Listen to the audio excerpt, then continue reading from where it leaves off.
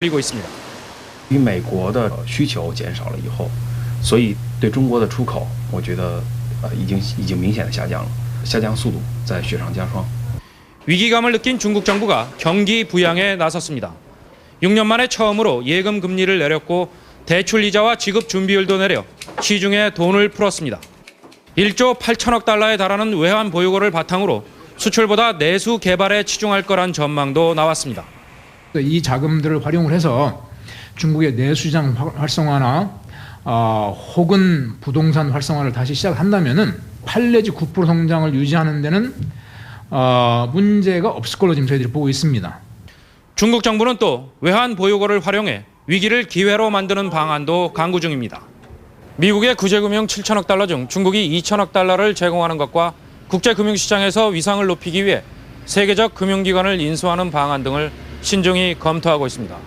베이징에서 MBC 뉴스 한정우입니다.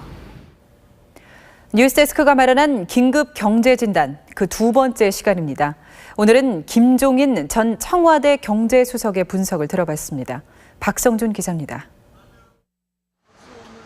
독일에서 경제학 박사를 받고 국회의원과 청와대 경제수석 등을 역임한 김종인 전 수석은 현 경제팀이 정권교체 첫 해에 경제 성과를 올리겠다는 욕심에 사로잡혀 충분히 예견됐던 경제 위기를 애써 무시했다고 지적했습니다. 현 경제팀은 경제에 대한 인식 자체의 오류를 범했기 때문에 처음서부터 그렇기 때문에 오늘날 이 어려운 상황을 스스로가 겪을 수밖에 없는 지금 경제팀이에요. 늦었지만 이제부터라도 공명심을 버려야 된다고 충고합니다. 지금이라도 우리 현실을 갖다가 냉정하게 파악을 하고 인식을 해가지고서 제발 좀 쓸데없는 헛소리를 안 하는 것이 가장 현명한 길이라고 나는 봐요. 그러니까 될 수 있는 것과 될 수 없는 것에 대한 구분을 분명히 해야 된다고. 환율도 욕먹기를 각오하고 정부가 개입하지 않았어야 했다고 말합니다. 뭐 은행들 보고 외화 자산을 다 팔아라 하는 그런 지시까지 내리지 않았어요? 그러다 보니까 이 한국에 지금 달러가 굉장히 모자라는 상황에 있는 거구나 하는 그런 심리적인 효과까지 일으킨 거죠. 그러니까 그냥 그 이후에 급작스럽게 원화의 그 평가 절하 속도가 빨라진 거라고 나는 봅니다. 증시도 경제팀이 주가지수를 높이겠다고 나선 것이 상황을 꼬이게 했다고 진단했습니다. 내가 쓸데없는 약속을 너무 많이 해서 그런 거지 뭐.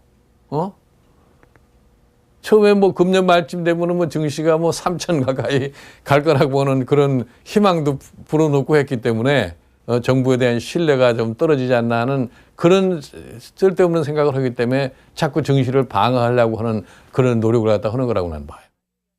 김종인 전 수석은 현 정부의 종부세, 양도세 등 부동산 세제 완화 기조는 바람직하다고 평가했습니다. 그래서 열린우리당이 지난번 선거에 저렇게 수도권에서 참패를 한 거는 세금 잘못 건드려서 그러는 거예요.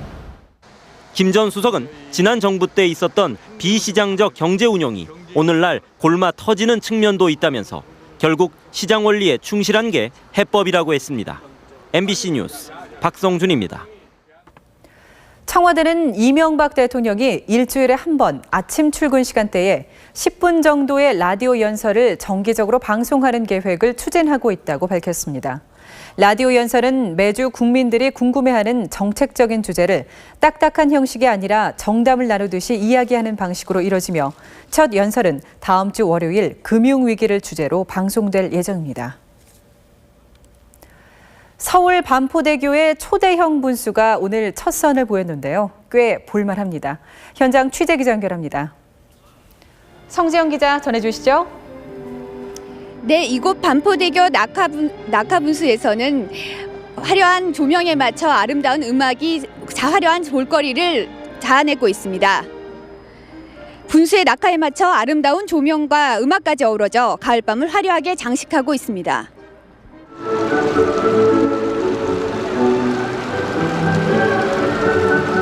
다리 난간 양쪽에 설치된 노즐에서 1분에 190톤의 물